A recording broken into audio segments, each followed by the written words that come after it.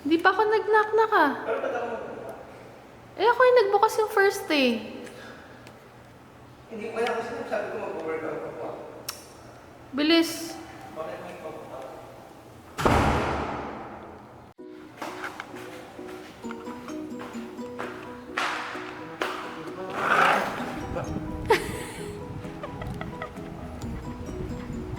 Wait, okay.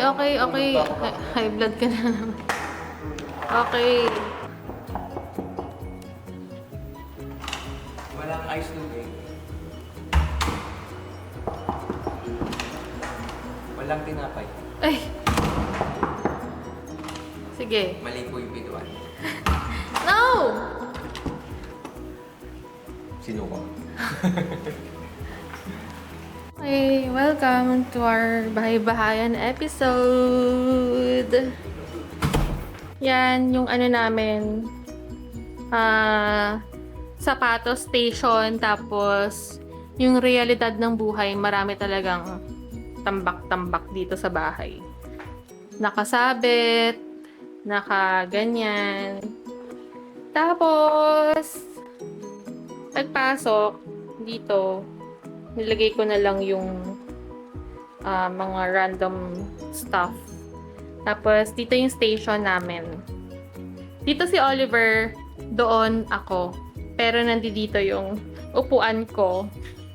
Ang cute, di ba? Nabili ko sa Shopee. Tapos, ito yung ginagamit ko. Kasi mas comfy to kapag naglalaro ako. And then, dito yung window para hindi masyado mainit. Yan. Tapos, kapag gusto mo ng privacy, baba na lang to, di ba?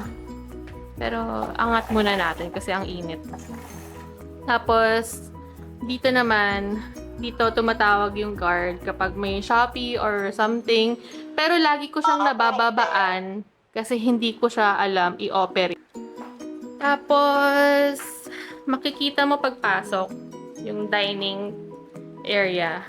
Simple lang. Ano lang, pa-cute lang, ganun. Plastic lang ito.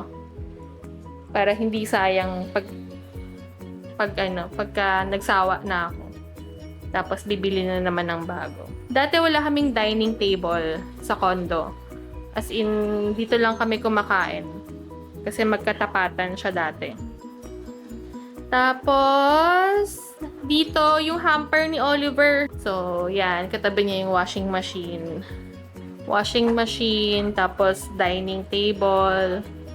Tapos, dito na, yung ref. Hi, bestie! Ang tagal na nito. E-Vloggers Ball pa to, 2018. Tapos, itong dalawa. Actually, itong tatlo, gift siya. Tapos, itong dalawa, nagpunta kami ng Taiwan. Tignan natin kung maayos. Syempre hindi.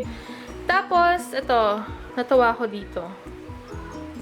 Sa Ivo, Evo, whatsoever. So, imbes na bumili kami ng water for 1 week na 70 pesos, yung nasa galon na color blue, bumili na lang siya ng filtered Kinenverlu, ganyan. So, pag gusto mo uminom, dito siya. Pagka gusto mo maghugas na parang gusto mo nag-shower, ganyan. Pag gusto mo pa-cute lang, ganyan. Diba? And then, of course, so tayo magsayang water. Tapos, syempre, hindi mawawala. May baby. Tara Studio. There. Most of my, kitchen na panggamit, ginagamit sa kitchen. Ang labo. Well, hindi na kasi nagpa-function yung utak ko kasi English. So, halos lahat ng gamit namin dito sa house, nung nag-start pa kami, sa IKEA namin binibili. So, this one, IKEA.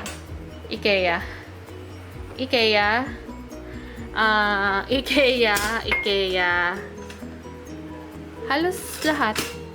IKEA. Tapos, Shopee, ganun.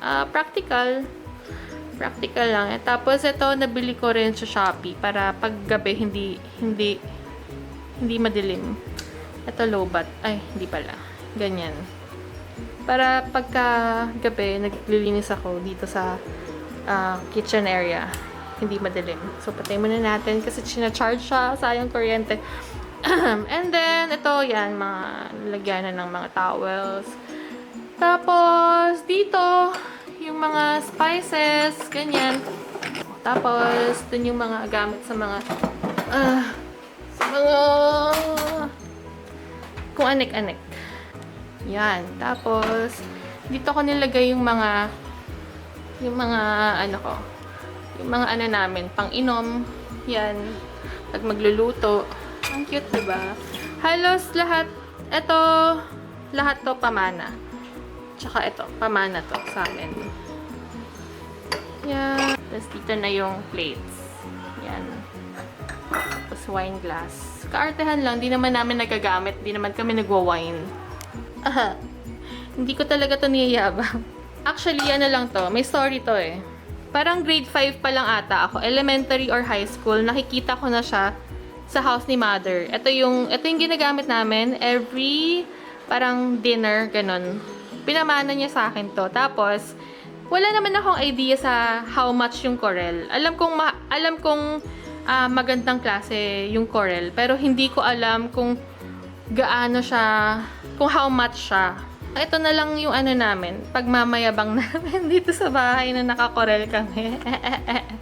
Charot lang. Pero, simple lang naman kami. Okay lang kahit ano sa amin. So, yeah. Ito, IKEA din to. Tapos, ay, ito pala, wait. Itong apartment, sobrang sweet lang. Share ko lang. Ito yung gift nila nung Christmas. Lahat kami dito sa units may ganito. 'Di ba? Ang social. Tapos ito yung mga pangluto. Tapos dito, lutuan na. Ganyan siya, itsura niya. Pagka malayo. Tapos sa taas, yung mga kung anik-anik na lang. Kasi, ang dami naming clutter. Inakyat ko na lang siya dyan. Yan. Tabi ng kitchen area, yung restroom. Sobrang bet ko tong restroom, kaya kinuha rin namin agad tong unit na to. Dito yung mga skincare, dito yung mga sabon, tapos dyan yung towels. Tapos, buksan natin yung ilaw para mas cute. Para mas cute, wow. Tapos, eto, nagandahan ako dito. Ceramic siya. Binili ko sa H&M. Siyempre, ayaw ni Oliver ipabili, diba? Kasi daw, anong gagawin mo dyan? Siyempre, tinago ko nung nung nilagay ko na sa cart.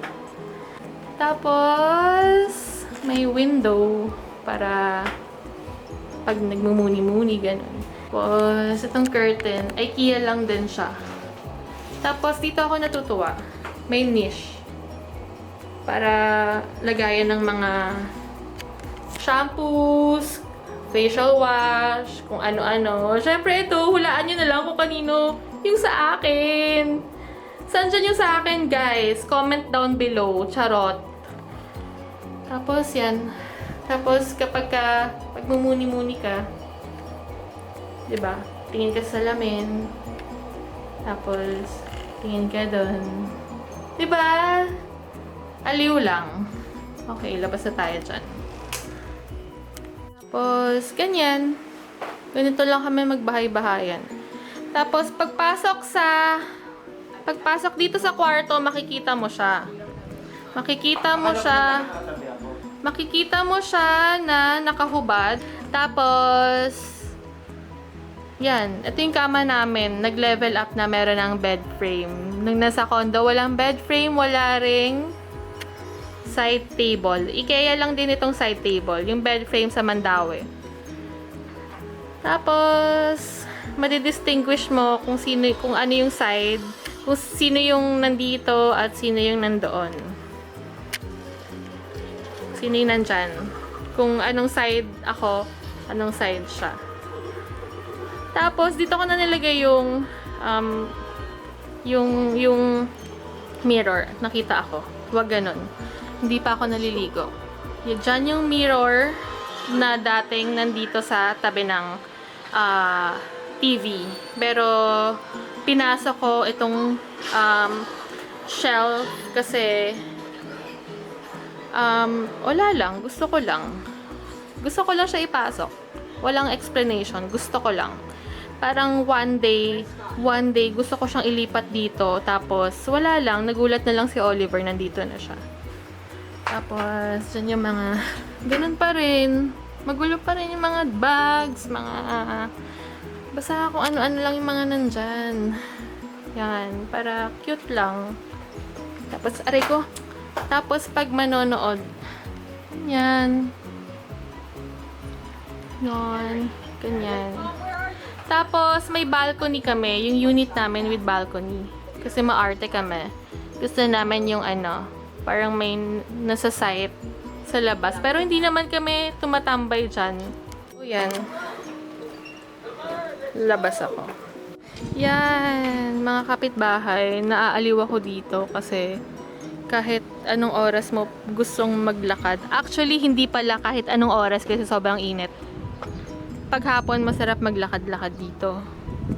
Tapos, hindi na kami bumili ng pangsampay. Ito na yung ginamit namin. IKEA din siya. Maano na, halatang luma na. Dito na lang namin nilagay sa balcony. Mga sampay. Ay, shucks, nakakahiya. Doon muna siya. So, yun lang. Ganito yung bahay-bahayan namin since October. October ba tayo lumipat dito? Ha? September. After namin mag-condo. Pero baka lumipat kami ulit. So, baka maliit ulit. Kasi, pag mas malaki yung bahay, mas marami kang mapapasok na gamit, hindi mo na mamalaya na ang daming gamit. Ang daming unnecessary na nilalagay. 'Di ba? Kung wari, ito. Sa condo, wala naman 'yan. 'Di ba? So, ang daming nalalagay kasi ang daming space. So, pag naglipat, ang hirap na naman mag-pack. Yan, ang dami, sobrang daming clutter. Kaya, for me, mas okay yung small space lang. Wala ka rin masyadong iisipin, nalilinisin, ganun.